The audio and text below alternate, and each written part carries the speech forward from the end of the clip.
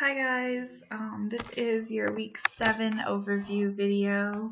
I really want to talk about the texts that you're reading this week because we're getting into some, I think all the readings that we've read so far have not all of them, but some of them are controversial in terms of subject matter for the time. And, as we progress in our society, things that used to be controversial or taboo become normalized. But so now we're in this period of post 1945, post-war, postmodernism, where the texts are becoming just as controversial as they were before, but more taboo because now we can talk about things that we never would have written down before. So I want to talk about all of these readings, and particularly if you guys plan to read Howl by Ginsberg this week. If you've never heard of Howl before, watch this video before you read it. Okay, so Jack Kerouac's On the Road. On the Road is a full-length novel, but our textbook is only giving us part 1, chapter 1, and just part 5, which is the short ending. It's about 8 pages long, but the whole book is really long. Kerouac, this is probably his most famous novel, On the Road. They made a movie about it, I think, with Kristen Stewart. I don't know if you should watch it. But it's basically about a writer who is looking for inspiration, and he meets this guy named Dean. And who is Dean? I mean, he's kind of this free flowing hippie-ish kind of guy, and Kerouac is part of this group called the Beats, and they are writers who travel and do drugs and have sex with each other and all sorts of stuff like that. So it's really this kind of culture within a culture, and On the Road reflects that, and this idea of traveling and going to new places. And I think it really reflects the ideas of the time and just the movement that's happening, and the taking everything for face value and also for what it means. And On the Road kind of reflects that. It has a certain style to it that we maybe haven't really read before. It's almost this stream of consciousness in a way, where just the language is just kind of flowing and flowing and flowing. But it's definitely done in with purpose. Our textbook says Dean's Too Little Too Late show of friendship, traveling cross country by bus and hitching rides, apparently just to see Sal, who is our narrator, for a day or two and meet Sal's new girlfriend, confounds Sal. But for Kerouac, Dean's return leads to the book's famous final sentence, honoring Dean as the muse for a new ecstatic prose. So this whole book, if you've read it, it's about this narrator who's Sal, who kind of reflects Kerouac, is kind of infatuated with Dean. Dean is like the idol, the guy, he's the guy to be. He's so cool. And our narrator does kind of what Dean wants him to, and I think that he realizes that he needs to be his own person, but at the same time, he is inspired by Dean, and he is influenced by Dean, and Dean helps him see himself while he was trying to be Dean. It's interesting, but definitely check that out if you're interested. I'm not a huge fan of the whole novel, but it's fine to read about 8 pages. Then we have Sonny's Blues, which is long. I think it's our longest text. It's 22 pages. It's really... James Baldwin is trying to get us to empathize with a man on the outside of society, Sonny, he does heroin.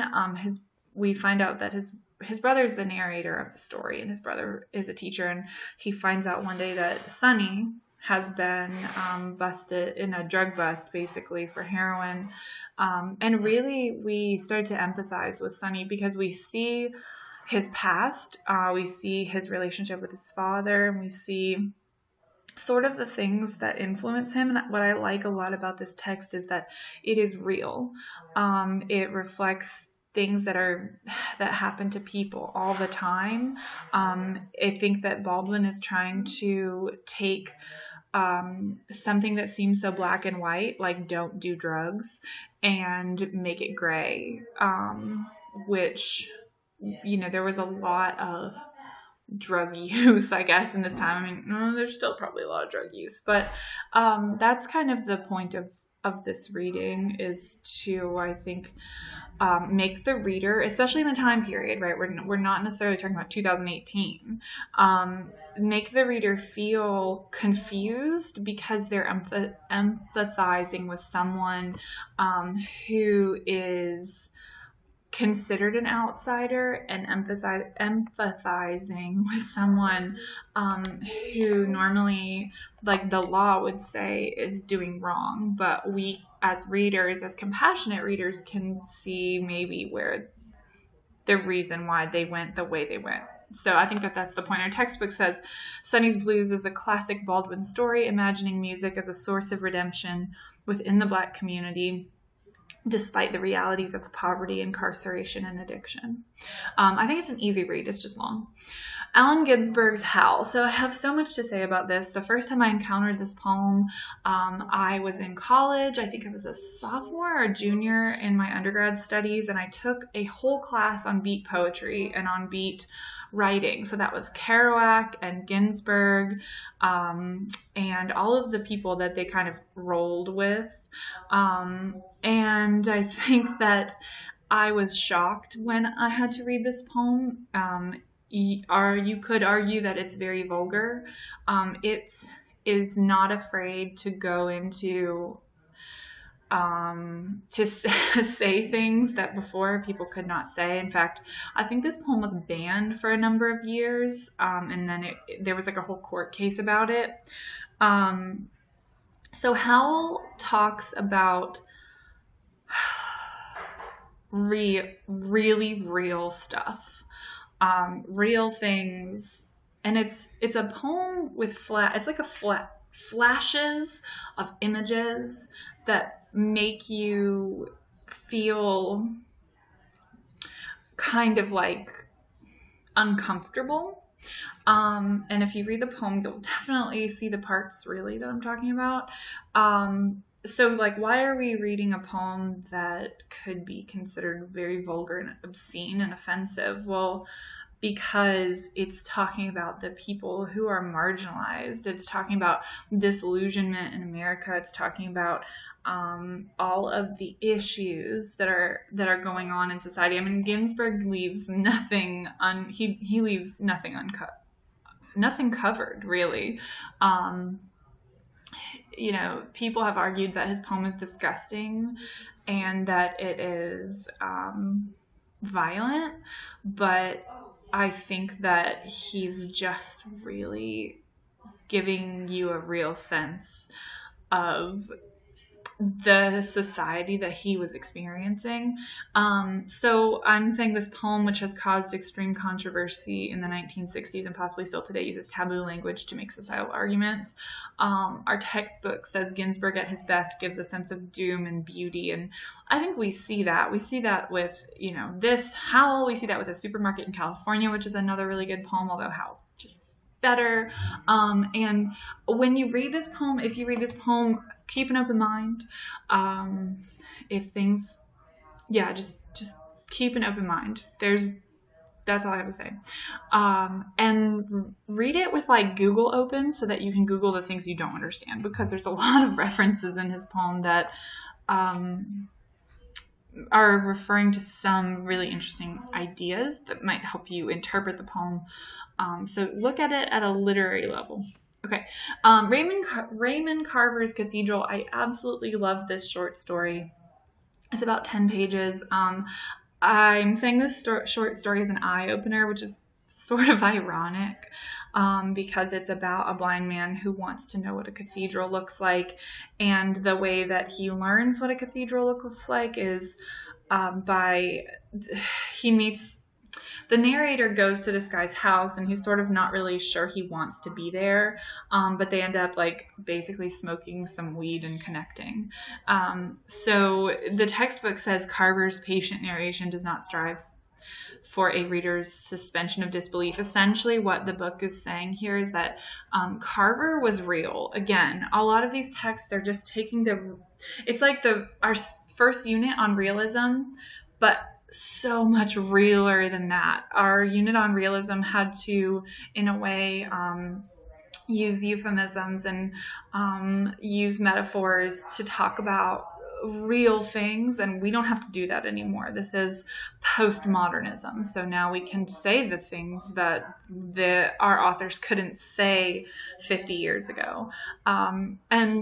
So Carver isn't necessarily obscene or anything like that, but he is writing about something that's just truly a real experience. Like, you very well could experience this exact same thing.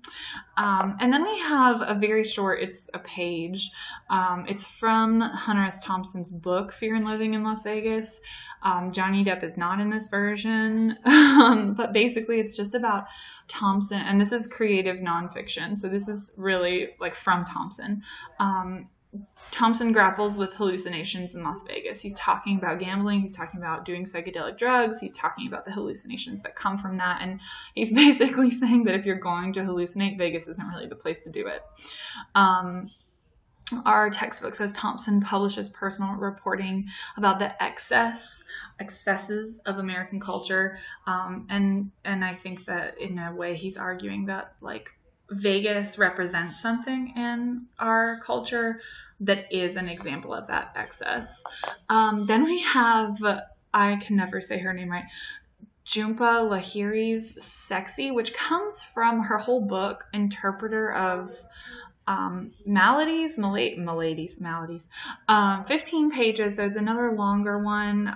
This is an interesting story, and it has sort of some weird parts to it with a young child, but I think that our textbook says it best when the editors write, much of Lahiri's short fiction portrays the learning process of someone acting without monocultural constraint. The curiosity of children or young adults is a hallmark of her style, so there's sort of this double blend here.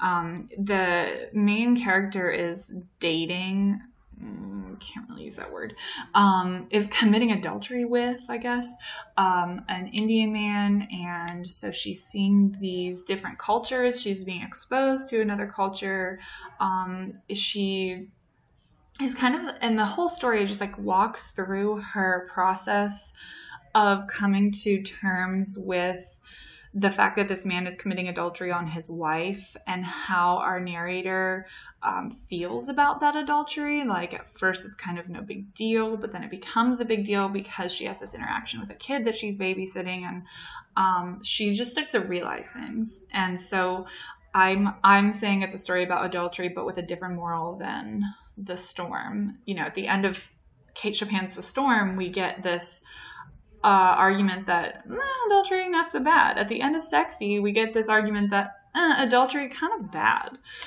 So I like this story. I like Cathedral. I definitely would encourage you guys, even if you don't write about Howl, read it, because it really represents, you can't take an American Lit class without being exposed to this. Skim it if you have to. So look at those ones. I mean, look at whatever you want, but I think those are my recommendations for the week. Okay, so what to do this week? You also want to make sure that you read page 1069 through 1086. This is our third unit. We're starting this off. We're in postmodernism. It's American Lit since 1945. So it's post-war. I mean, of course, we have like the Vietnam War in there too, but it's post-World War II. So that's what they mean when they say post-war. The quiz this week is only 20 questions, not 25 questions, honestly, just because I couldn't figure out 5 more questions to ask you guys, so I'm only asking you 20 questions. There's 3 lessons that I want you to study. Week 7, vocabulary, drafting the essay, so it's going to talk about introductions, body paragraphs, and conclusions, and then integrating source material into the essay. If you don't look at any of these lessons, please look at that one. That one is just really crucial so that you're writing an effective essay. So you have a quiz this week and you have a discussion board, but you do not have a response paragraph. I am frantically grading everything that you guys have turned in so that I can get all those grades in. So just be on the lookout for that stuff this week. It's just taking me a little bit longer than it should. Got a lot going on. Not an excuse, just is what it is. Okay, email me if you guys need me. And I hope you enjoyed this new unit. I mean, I think we're really getting into such a variety of readings. It's not all just centrally focused on one theme. But, you know, as you're reading, look for the element of postmodernism, because our textbook says it's kind of hard to define, and it really is. Postmodernism can mean a whole lot of stuff. So figure out what your definition of that is. And yeah, let me know if you have any questions.